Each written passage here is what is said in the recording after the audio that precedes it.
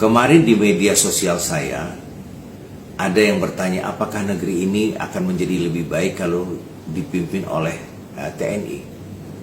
Saya ingin mengatakan begini, siapapun yang menjadi pimpinan di negeri ini, baik itu TNI, Polri, para cendekiawan, para rohaniawan, Indonesia tidak akan menjadi lebih baik. Tidak akan menjadi lebih baik selama kedaulatan rakyat dibegal oleh partai politik. Jadi negeri ini yang merusak itu adalah partai politik. Partai politik menjelma menjadi kerajaan-kerajaan orang-orang tertentu.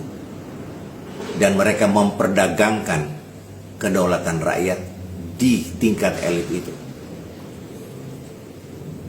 Ini ada satu contoh yang perlu mungkin kita adopsi dari Amerika.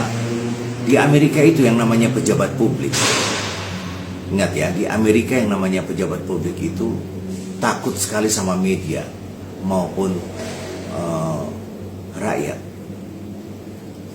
Karena rakyat diberikan ruang dalam undang-undang di negeri itu, mempunyai hak untuk merecall seorang pejabat publik yang melakukan kesalahan.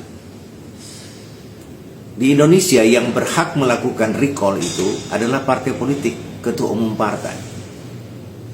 Jadi sekalipun pejabat itu sudah ketahuan salah dan bejat atau mencuri atau korupsi, belum tentu dia akan direcall oleh pimpinan partai selama mereka tahu sama tahu.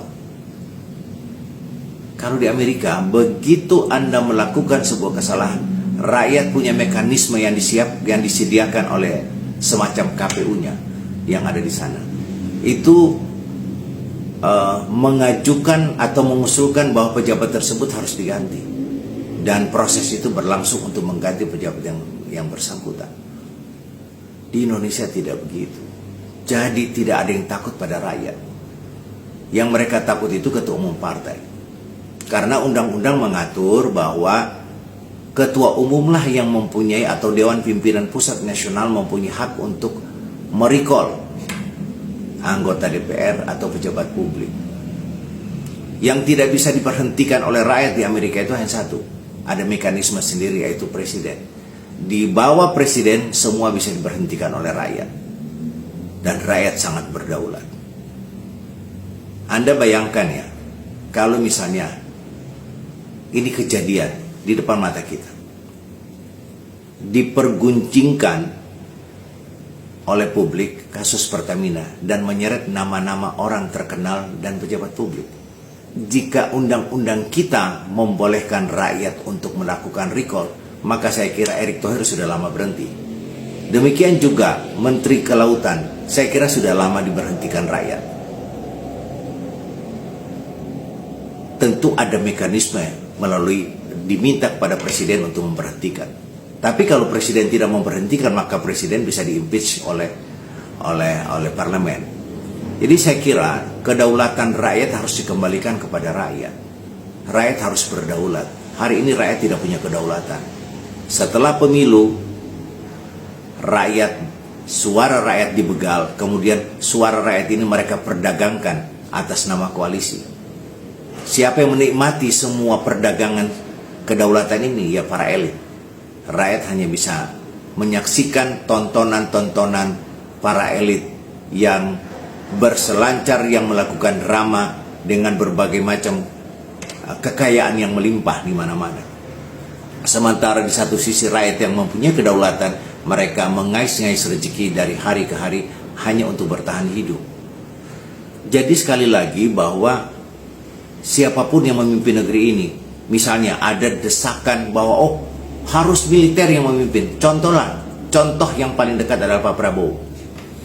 Jika Presiden Prabowo tidak berhasil untuk melakukan revisi undang-undang kepartaian, undang-undang partai politik, maka saya yakin Pak Prabowo juga akan disandra, Pak Prabowo juga akan tersandra, dan Pak Prabowo tidak bisa memperbaiki negeri ini menuju Indonesia lebih baik.